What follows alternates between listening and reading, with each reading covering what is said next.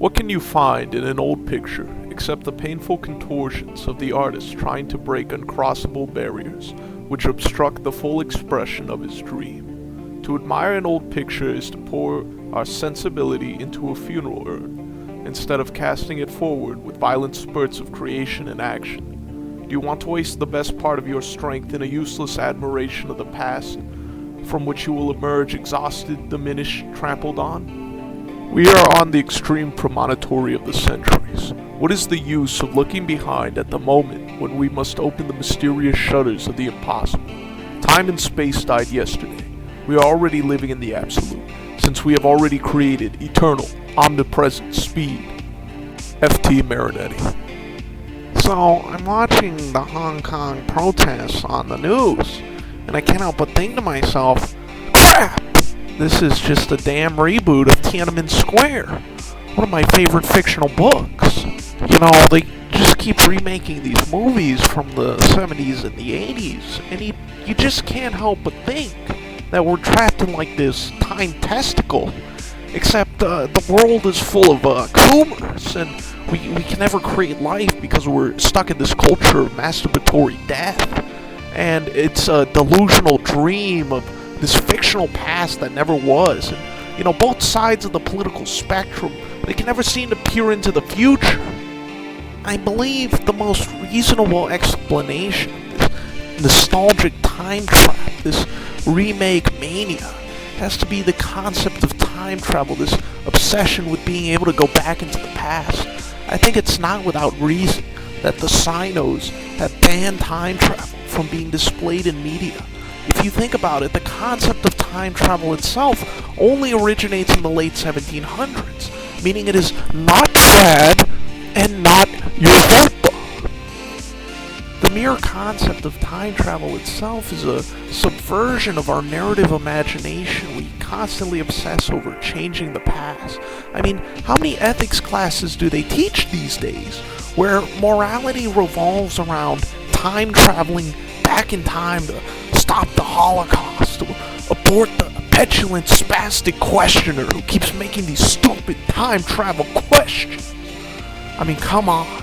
Tony Stark, Jeffrey Epstein, Adolf Hitler. With time travel, we could have saved all these heroes from being killed.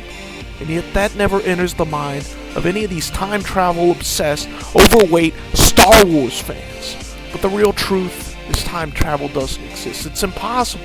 You are not going back in time. If I could read, maybe I would cite, like, I don't know, Aristotle on how the past doesn't exist anymore. But I can't. I can't read Brazilians stole my literacy.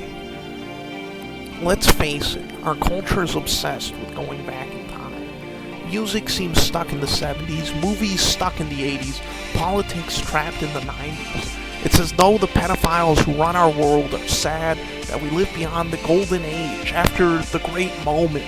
As Baudrillard once put it, we are after the orgy. I was born after the orgy, and yet somehow I have a great relationship with my father. But the true problem of time travel is it introduces a sort of narrative destruction. In a simple illustration, if the author is like God, before a book, the time traveler is trying to overwrite the plan of God, and all he succeeds in doing is destroying all meaning the story had, because he can resolve the narrative conflict before it began. Basically, all time travel does is destroy the narrative story of our lives, just like Hegelian dialectics have destroyed my cock and balls. But there is one story that time travel doesn't completely eradicate the message of, and that is Dragon Ball Z. When you look at time travel in Dragon Ball Z, it works because time travel is less of a plot hole. Then why didn't future Trunks use the Namekian Dragon Balls to revive Gohan? You're telling me it's easier to build a time machine than to travel through space in order to detect the dragon? Look, what I'm saying is obvious to anyone with a Hyperborean spirit. You defeat time travel by becoming more idiotic than it, by becoming a true animal, an insane being, a Super Saiyan. The Saiyans themselves also become animals. You see this. It can't be a coincidence. This is too many things are coming together. It's a coalescence of rhizomatic meaning that not even a delusive 15-year-old's double chin could have predicted. Look at the average weeaboo, and what do you see? A person who smells. Think about it. This is the way forward. This is the way into the future, into futurism. I think the real problem with our movement is people are obsessed with nostalgia. The fascists and their fash wave are obsessed with the 80s. Traditionalists are obsessed with going back to 6000 BC. You know, these people, they keep looking back, but the simple fact is we must go forward. We must move into the future, into the next vision of society. The Industrial Revolution already happened. I, as much as anyone else, wants to go back to the good old days. You know, but we just can't. We can't go back to the good old days before the Civil War. And it's a sad reality. But the truth is, our enemy's worldview is more tired than we are. What is their vision? Pedophilia? Do the fools think they can stop us when we have already synthesized chastity with the heroic violence of the contempt of women? We must move beyond Star Wars, beyond John Rawls, beyond homosexuality. There is no room in the future for such idiotic relics of a failed age. We must shatter the museums into a million pieces, a chthonic explosion of those pieces of modern culture who ride on stolen skeletons of past myths. Time itself must be broken. The Hyperborean must fuse with the Atlantean and look to the tide of the sun and not the artificial time tracking of the nostalgia critics' upload schedule.